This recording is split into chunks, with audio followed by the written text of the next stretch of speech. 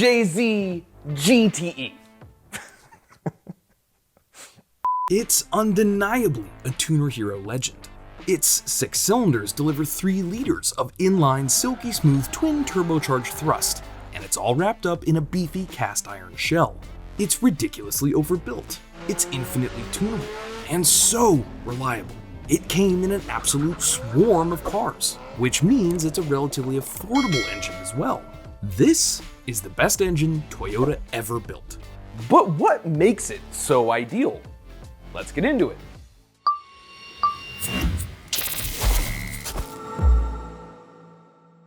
Hello, Lord 2J. Guess what? Real quick, did you know that you could be a Lord as well?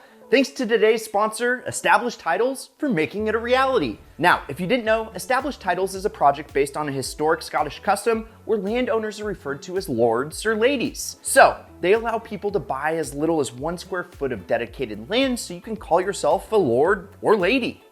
Now, I was just recently officially made Lord Danger, and I have been living the good life ever since. And I got this amazing framed certificate, and I'm kind of obsessed with it. And what's awesome is your certificate actually comes with a unique plot number so you can see the exact location of your land. Now, in case becoming a lord or lady wasn't enough for you, I've got something to kind of sweeten the deal. They plant a tree with every single order and work with global charities to support global reforestation efforts. Plus, you can officially change your name to Lord or Lady and whatever your name happens to be for credit cards, plane tickets, and train tickets, and other things too. And come here real quick. Established Titles also told me that the first 200 people to buy a title pack using my link will effectively be next to my plot, which basically means that, well, we can start building the ideal kingdom. And guys, this makes an amazing last minute gift. Established Titles is actually running a massive sale right now, so just use the code IdealMedia and you get an additional 10% off. Go to establishedtitles.com/idealmedia to get your gifts now and help support the channel. And now, Lord Brad Danger, give it back to Trav, get back to the show. Like all these, we have to go back to the beginning to understand how we got here. But I'll keep it short, I promise. It all started with the M engine, which is also a cast iron inline 6, but it went into production all the way back in 1965. Hold on, back to me for a sec. We are not getting into the M engines with this one. What you need to know is that it was Toyota's first inline 6, and they built it from 1965 until 1993. And through its run, it saw 7 generations of updates. What started as a carbureted 2-liter in the 60s eventually evolved into the highest horsepower production engine Toyota had made to date with the 7M GTE. That baby cranked out 232 horsepower and 235 pound-feet of torque, with all that twist available at just 3,200 RPM. Not bad. But when Toyota took it racing with the Group A Supra, they found the upper limits of the engine's capability capped off at around 580 brake horsepower, which is a lot. But Toyota wasn't satisfied. Casting and machining and airflow engineering had made huge strides since Toyota built that first M lump. And in the late 80s, Toyota was sitting on a huge mound of cash, thanks in no small part to the sales success of cars like the Corolla. Go check out that video right over here. So when it came time for a clean sheet design, they decided they'd pull out all the stops. They'd used a closed deck block, which means all the space in between the cylinders they usually leave open for coolant passages are completely filled in. They built it perfectly square, which means the cylinders' bore and stroke are perfectly equal. And of course, they kept that inline 6 geometry, which means the engine is naturally ridiculously smooth. All that meant when they added the twin sequential turbochargers and modern, for the time, fuel injection system, and coupled that with the dish pistons that lowered the compression ratio, big power wasn't just possible, it was easy. It uses a cylinder head that's an improved version of the one developed by Yamaha on the 1J, which is the engine that came just before this one. Now I know I'm gonna have a bunch of you in the comments angry that we're just glossing over the 1J. But here's the thing. The 1J and the 2J are, surprise, really similar engines. The 1J is down 500 cc's at 2.5 liters instead of 3. It's over square with an 86mm bore and 71.5mm stroke, which means it's a little more rev happy, but doesn't make as much low-end torque. It's got twin parallel turbochargers compared to the 2J's sequential twins. It makes less overall power, and according to the internet, the stock bottom end is only good for around 600 horsepower compared to the 2J's 800. Allegedly. The 1J is a sweetheart of an engine, and if your goal is to build a drift missile, that more rev-happy nature might actually make it the one to have.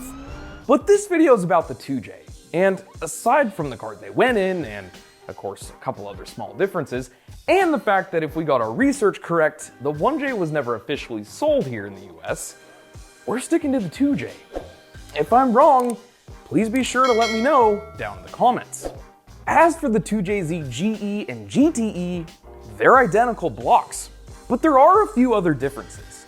Aside from the GE not coming from the factory with turbochargers, the GE misses out on those dished pistons too, which means it's got a higher compression ratio.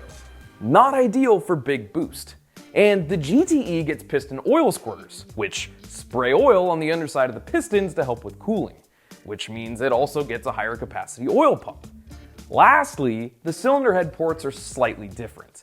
The GTE's ports are tuned for boost, and the GE's are tuned for maximum velocity without it.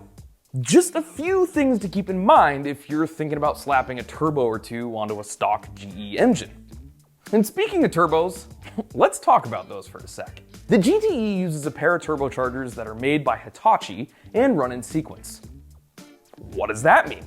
Well, without diving too deeply into all the differences between sequential, twin scroll, parallel, and compound turbos, it's basically two different turbochargers that share the same exhaust stream only after the ECM commands it.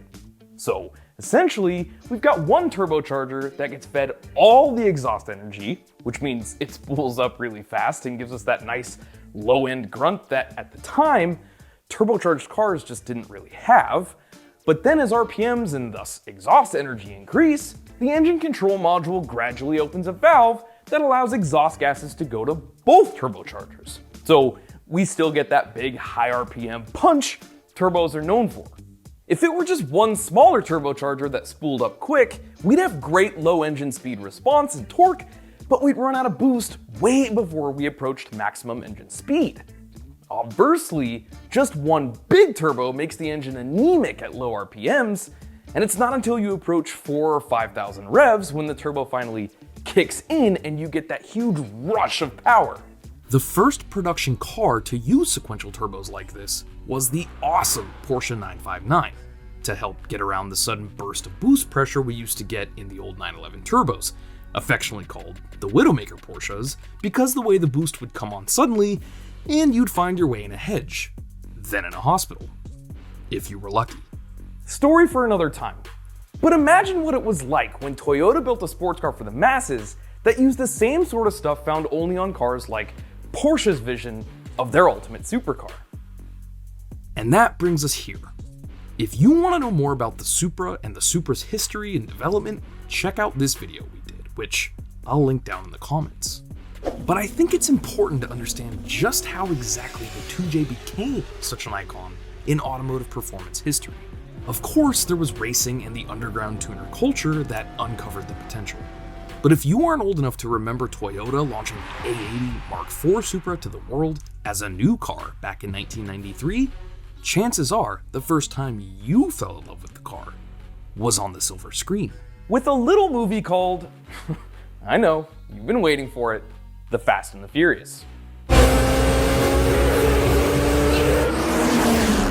When Paul Walker dragged that old beat-up Supra into Toretto's shop, it lit a fire in the hearts and minds of us enthusiasts I don't think anyone could have seen coming. I fell in love with the car playing Need for Speed SE on my dad's old E-machine, but I'm getting old. Jesse rendered the car in that awesome orange with the super awesome 90s graphics, and then it went out to prove that you really could beat a Ferrari with just some overnight parts from Japan. Once the word got out that the 2J wasn't only super capable, but reliable and affordable as well, things, especially in tuner culture, were changed forever. Everyone wanted one. Even the kids that wanted Dom's Charger wanted a Supra to go with it. It was fast, interesting, and for a short time, attainable. The Eclipse and the Civics were cool. The Supra though, well, that was like Keanu Reeves. Everybody loved it. You couldn't pick up a single copy of Tuner Mag without seeing street-driven 7, 8, and 900 horsepower Supras plastered through it. And as time went on, people were doubling even those numbers. So it was a cool car with an even cooler engine. And you could find some of that 2J awesomeness in a lot more than just the Supra. In America, there was the Soarer, the Lexus Sc300, and my personal favorite, the IS300. And of course, it came in a bunch of other models around the world, including the Crown, which Brad and I are off to go drive very soon. It seems like we're giving Toyota a lot of love lately here at Ideal. And we have, because the truth is, it's a company that honestly deserves it. It's Japan's golden child. It's the largest automaker in the world, and to so many enthusiasts, it's a company that can simply do no wrong. But the problem with being on top means everyone starts gunning for you. So next week, we're sticking with the Japanese theme, but we're gonna dive into the 2J's biggest rival with the RB26.